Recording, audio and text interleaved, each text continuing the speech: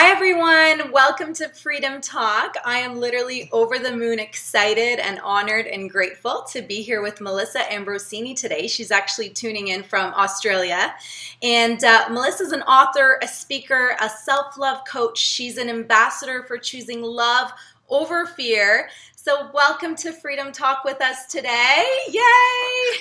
Awesome. Thank you. That was a nice little intro. Thank you so much. Oh, my pleasure. Now, we are excited initially to hear about your background. How did you start your business? How did you jump into entrepreneurship? We want to hear all about Melissa before the Melissa that she is today.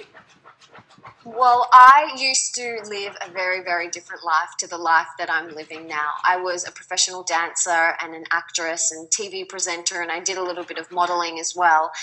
And to say I was burning the candle at both ends is an understatement. I was constantly living out of fear. I was looking for happiness in all of the wrong areas. And, as a result, the way I treated and looked after my body was completely from a fear-driven space. And everything I did was from that fear space. I did work that didn't really inspire me and light me up. And I, went out and partied and I didn't look after myself nutritionally, and I worked, I'd slug myself at the gym just to be skinny and stay slim. And it got to a point where I ended up in hospital with a really serious viral infection. And I was in hospital for just over a week with a whole host of issues like thyroid problems and chronic fatigue and, the very serious virus. And I had high levels of mercury and vitamin deficiencies and this really ginormous cocktail of health issues. But that was quite a big turning point in my life. I realized a couple of things when I was laying in hospital. A friend gave me a couple of quite profound books, one of them being Louise Hay, You Can Heal Your Life. Yay. And I just knew that even though that was the darkest point in my life and I wouldn't wish it upon anybody, it was so profound because it inspired such great change within me. And as a result, I went on to heal myself, and I went on to study things like life coaching, health coaching, meditation, yoga teacher training, acuenergetics, all these different beautiful healing modalities that have really led me to where I am today. So it started out as just a blog expressing and sharing how I felt and how I healed myself and how I live my life, and it's just grown to this amazing online community, and opportunities have just come my way, which has been awesome. It's so beautiful, and you're glowing and you're shining, and I've been looking at your website, I've been looking at your social media, and that energy just exudes, and it's so authentic and it's so profound, and so I really honor you for that, and thank you for shining that light so bright, really. Thank you so much. Oh, my pleasure. And what would you say to individuals? What tips would you give them to not reach that point of burnout? So many women, we want to achieve success. We want, be ambitious and have that drive, but we're not taking care of ourselves. So to not get to that point where you got to initially, what are your tips for taking care of ourselves on a daily basis as entrepreneurs? Oh, well, self-care and self-love is my number one priority, and it has to be every single day, because if this doesn't work, then nothing else gets done. So, making sure that I am, nourishing my body every day and meditating and doing some sort of movement, whether it's yoga or bar class or walking in nature, and getting good quality sleep, they're all super important to me and help me really thrive. I've seen it so many times, people just burn themselves out, and you don't have to get to the point where you are in hospital or there's an accident or an illness. Someone came up to me at my goddess group talk on Tuesday this week, and she said to me, you know, I'm having that realization that you had, but I don't have a catalyst. And I was like, that's awesome. Right. You know, that's awesome. Like, thumbs up to you. You don't have to have that big shit, that big moment where you want to, where something bad happens. You don't have to have that. And you know, I would encourage people to just, you know, have that shift whenever. Right. You can have it on your yoga mat. Right. You don't, you know, it doesn't have to, something big doesn't have to happen for you to make that internal shift. Yeah, it's about a decision. And in that moment, I mean, we're living moment to moment. We can make a decision in any given moment, which is the coolest thing, right? And talk to us about the Goddess Group. I know that you just mentioned it. I've been looking at it online, but tell us more about that. It sounds like a phenomenal community. Oh my gosh, it is unbelievable. I absolutely love it. You know, this is something that I've wanted to create for a really long time. I love speaking to massive arenas of people, you know, thousands of people, but I also love that really intimate, juicy, you know, 30, 35 people, something just so juicy and warm and cozy and intimate about it. Yeah. So I created the Goddess Group, and it's a movement that's just like taking over. And why I created it was because I believe that women absolutely everywhere really need to step up into their true feminine goddess power. And in order for them to do that, having that support and that community is really important. So we're bringing together like-minded sisters, and it's a safe environment, a safe place for them to really step up. And I want to encourage those women to do it, because when they do it, a ripple effect occurs. Mm-hmm. And then the women in their life step up, and then the women in their life step up. And it's this beautiful flow-on effect that happens when you really step into your true power and your authenticity. You allow everyone around you to do the same. So it's an amazing, amazing community and movement that we've created, and I absolutely love it. And we've only just recently started it, and I'm going to be doing them in all different cities. So, make sure you watch out and see if one comes near you. Absolutely. We'd love to see it in Toronto. That would be so wonderful. And tell us how you on a daily basis tap into that divine feminine goddess of yours. You know, some things that we can implement on a daily basis as well. I think coming back to meditation mm-hmm. is really, it just helps me center back in to my true self. When I don't do that, I can get so like go driven and really I've got a type A personality and achieve and entrepreneur and go and really, really, driven. Of course. But, for me, it's then about staying in touch with that authenticity, which is, you know, very feminine and very soft, and constantly tapping back into that. And sometimes, you know, that shift, I can be in work mode all day and then I go home and I'm like, okay, now I'm a wife and a stepmom. And, you know, it's like, okay, sometimes that shift takes, a couple of minutes, and things that I do, like sometimes even just going and having a shower or a bath, it's like it washes off you. You know, you can wash off the business owner, the entrepreneur, and then you can step into that really feminine, softer, more nurturing side. So there's, you know, we all have the masculine and the feminine within us, and it's this constant dance between the two. You know, so sometimes life calls for me to step more into my masculine, and sometimes life calls for me to step more into my feminine. But it's about, you know, having this little dance with the masculine and the feminine.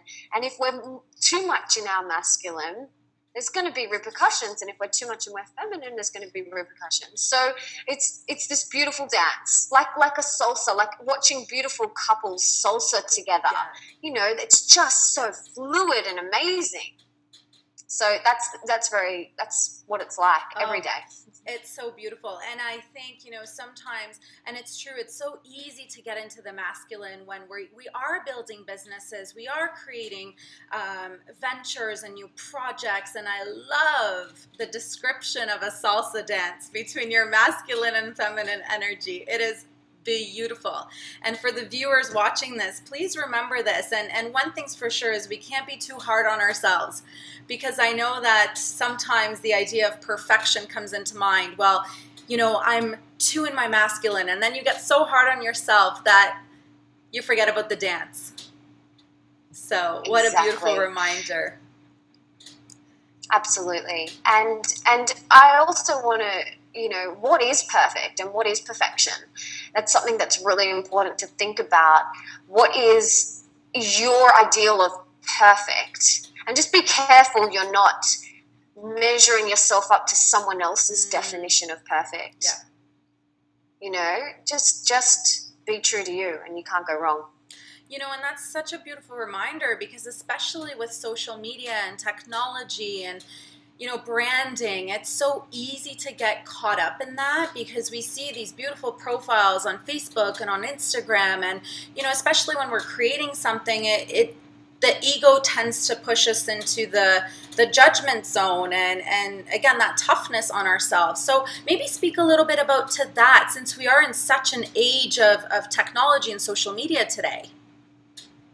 Absolutely. Well, I refer to that ego voice as your mean girl or bad boy, who is listening. And we all have that egoic voice inside of our head, every single person. And if anyone says that they don't, I would run for the hills and don't believe them, because everybody does. And the difference between, say, someone who's got a very strong ego and someone who doesn't is that they just are aware of that egoic voice, but they don't let it ruin or run their life. Me, 6 or 7 years ago, everything I did was from that mean girl voice. Everything that she said, I believed. I believed I wasn't good enough, smart enough, pretty enough, skinny enough, worthy enough, successful enough, whatever enough. I believed that.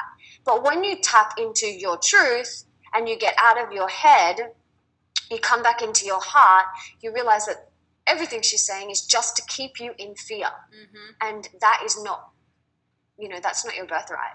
Absolutely. And so maybe some advice or something that you practice now in terms of really choosing love every single day. And I know it is a decision, but you know what? It's sometimes the hardest journey that we'll ever be on, and it's a part of our existence. Absolutely.